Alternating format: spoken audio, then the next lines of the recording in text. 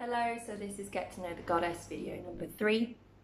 Today we're meeting Amaterasu. I think I've said that all wrong. She's the goddess of light. We are all sacred mirrors reflecting back the same light. Amaterasu. So I've pulled my traditional tarot deck to give me some intuitive guidance on what to share about this goddess. Before I read from the guidance from Megan Watterson, who's created the Divine Feminine cards that I'm using for this series.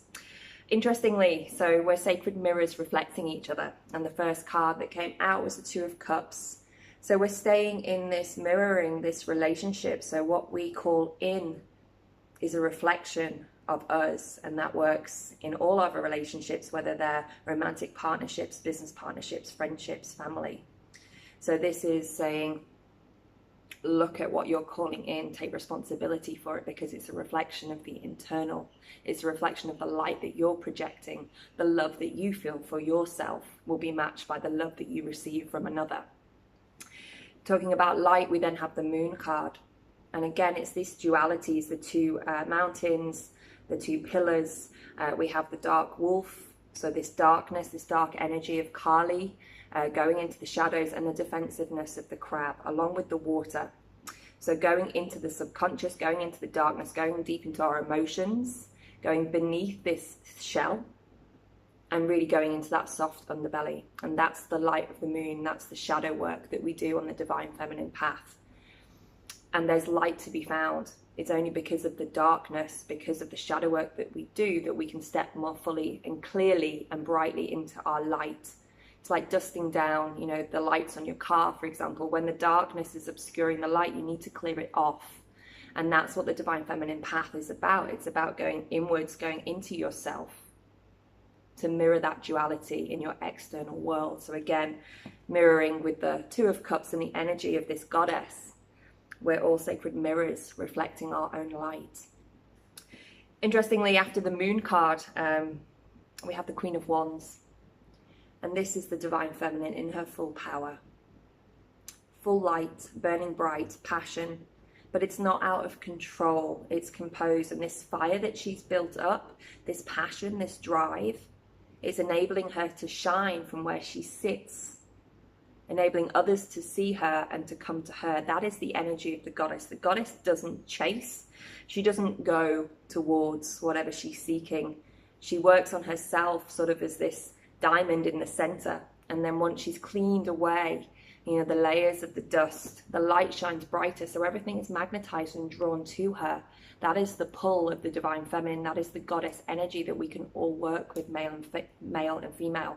It's about getting centered, about finding and releasing your own light from within, so that you can attract the blessings and the light in from others and from your environment.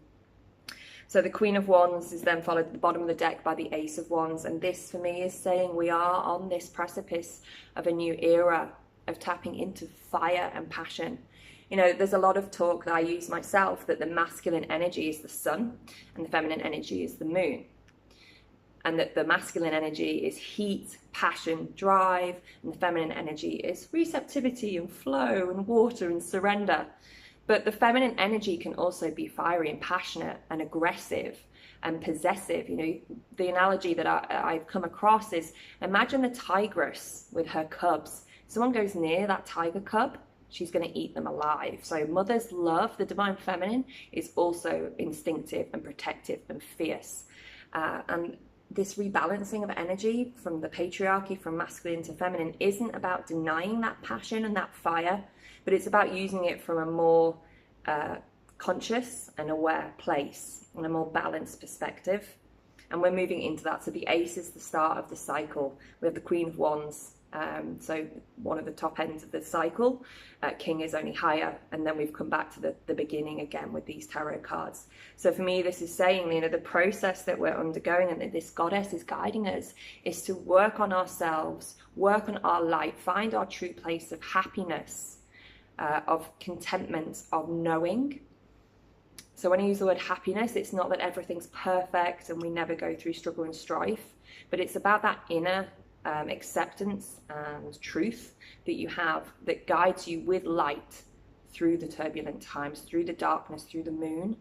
So this is saying, you know, we are responsible for everything that we call in, for everything that we attract. And when we do the inner work, not only are we doing it to benefit ourselves, we are doing it to then benefit our intimate relationships, but it's also going to benefit the energy of the collective as a whole. And this is what this Wands energy is saying to me. The Divine Feminine is rising up into her power. The Queen of Wands, she's been repressed for millennia.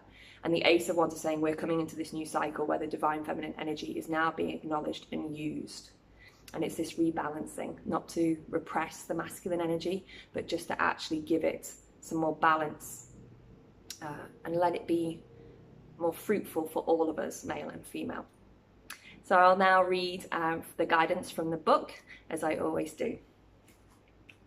Okay, so she embodies the levity that brings us out of the darkness and shows us the beauty of our own light. She's the most powerful deity in the Shinto religion. She's the solar goddess of Japanese mythology, and her name means shining in heaven.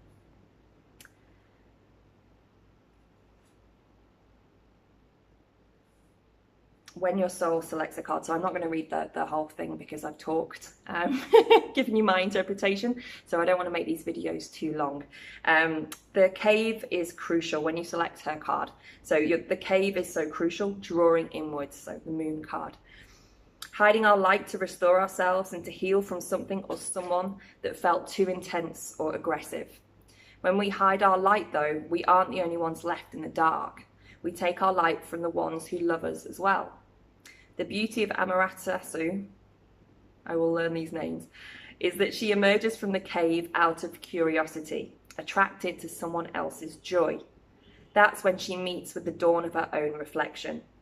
She doesn't truly see herself and the beauty of her light until she's drawn out of herself. She sees her own light once she becomes curious about seeing the light that's around her in the levity and laughter of the other deities. That is the answer. If we've been too long in retreat, if we've been hiding our light not out of self-love and a soulful need for restoration, but out of a reaction to someone else's pain, then we draw ourselves out by focusing on the joy of others. Seeing their light allows us to see our own. And sometimes even the solar goddess needs to be inspired or reminded of why she shines so brightly. Not just for the sake of her own reflection, but also for all of those beloved beings that need her rays of light to remember their own. Sometimes we need the sight of the faces we brighten in order to remember why we are so devoted to finding our own way back into the light. We are all sacred mirrors reflecting back the same light. So allow yourself to be drawn out of the darkness, out of the cave, as she says, into partnership, into things that make your heart sing, into love. Know that it's because you deserve it, and know that that also allows you to shine more of your light, to sit in your power, and to be a beacon of light for other people. The spiritual path is an internal path, it's an internal process. And we do the work on ourselves without wanting other people to do it for us, to do it with us, or to do it for themselves. You know, one of the urges when you wake up to a spiritual experience is you want to shake all your friends and family and say, I found something. I found this light, this love. Something's shifted, something's changed, and this passion and this relief that I experienced, you want to share it because it's a blessing. But you can't make someone else wake up. You can't make someone else feel the way you feel. The spiritual path is a self-empowering path. You go through it in the way you are here to go through it. And the only thing you can do is stay in your truth, do the work on yourself, step into your light. And so other people can see that. And they can then do the work on themselves. We're the lighthouses. We're shining the light in these dark times, in these confusing times, whether you're spiritual or not. But this depth of life experience that I have now that I'm spiritual is the light.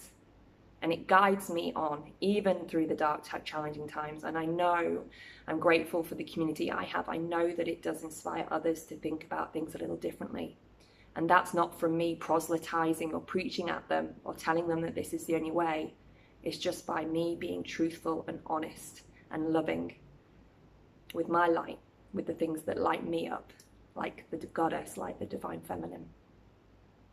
So thank you for watching. I'll see you for the 4th goddess in Get to Know Your Goddess series. Thank you.